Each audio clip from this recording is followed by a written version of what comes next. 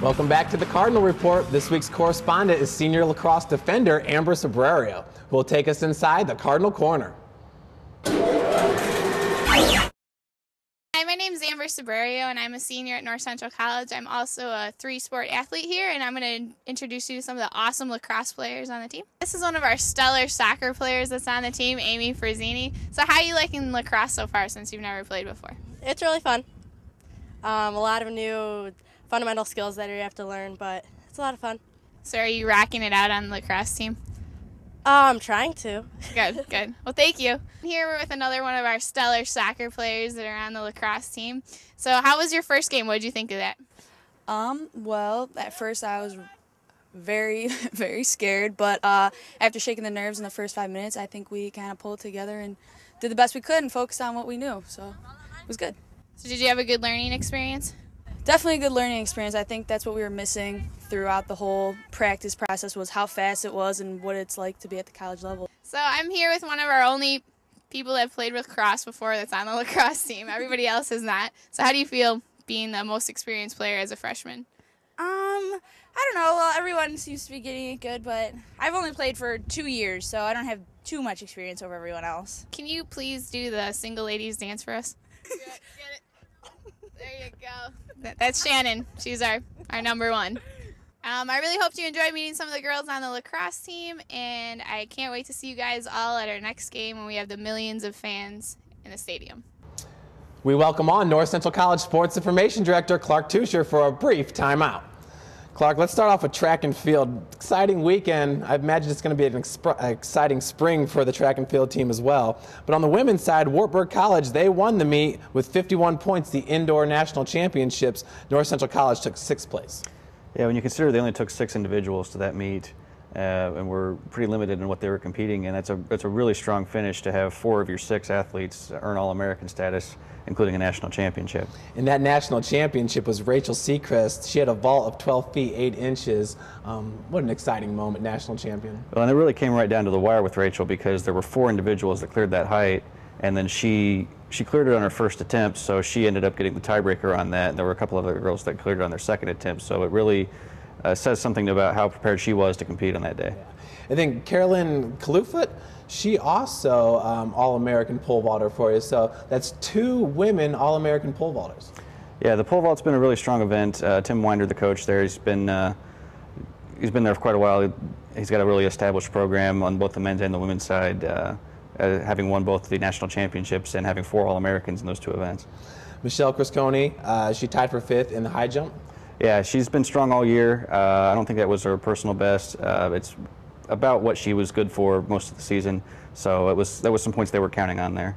And then Brandy Jackson, 55-meter hurdles, another All-American. Yeah, and that's one of those events that you can either do really well or it can just completely go haywire for you, so there's a little bit of luck that comes into that one. Well, definitely the women came up big. The men, they also came up pretty good. UW Oshkosh and UW Lacrosse, they were co-national champions. North Central College, they finished with 19.5 points, 7th place finish. Well, and you consider all those points came out of 2 events, the pole vault and the 5,000-meter run. To only place in 2 events and finish 7th, you really have to have some outstanding athletes in those 2 events. Jake Winder won the pole vault, 17.15 feet. Winder, he didn't even really start pole vaulting until half the field was already gone. Yeah, that's pretty much how it works. He won the conference by just coming in after everybody else was already out, and it was close to that. There were, I think, 6 or 7 of the 13 athletes were already eliminated by the time he finally started up. And he actually wasn't 100%. He had a bit of a hamstring injury that he'd been nursing for most of the indoor season, but he was able to still vault a lot higher than anybody he was competing against. And another pole vaulter, freshman John Wood, he got All-American honors in his debut at the Nationals. Yeah, it's to do that in your first appearance at the national championships as a freshman, going in against the very best in the country. That says a lot about his character as well. Absolutely. Then, like you said, the 5,000-meter run. Michael Spain, Kyle Brady, All-Americans? Yeah, that's one of those events you never really know. You can't really base it on the seedings just because of how races can turn out with pacing and people getting boxed in and things like that. So I think that's a great experience for those 2, and it bodes pretty well for what they're going to be doing outdoors.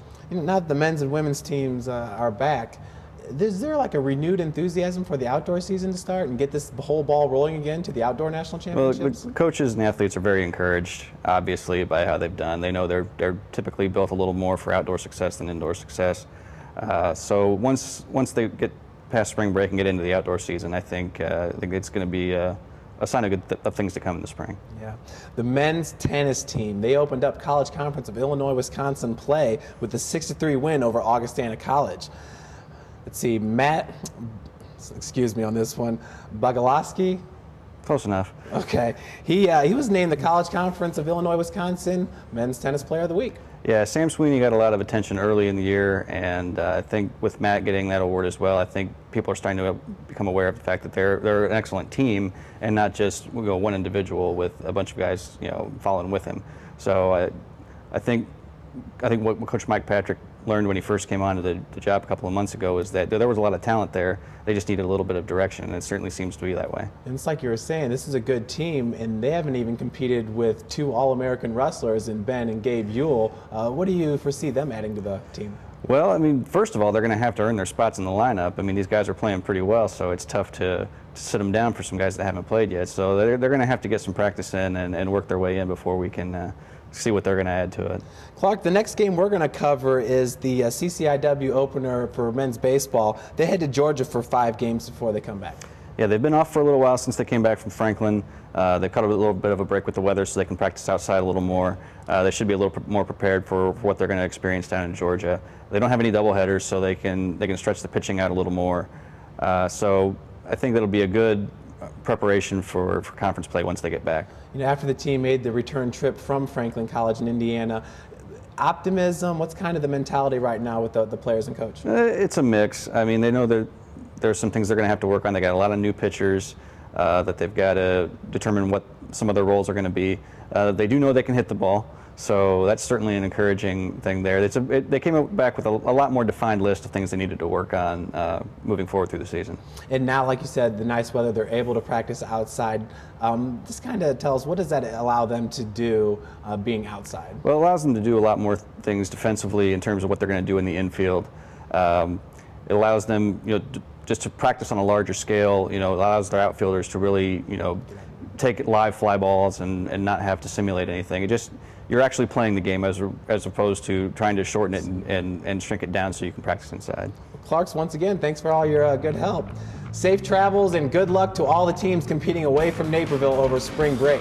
We'll be back in 2 weeks to take a look at the baseball team in their first CCIW game of the season versus Augustana College. NCTV 17 is always keeping you connected with your area sports scene. I'm Jeff Mahoney. See you next time on your community television leader, Channel 17. Go Cardinals.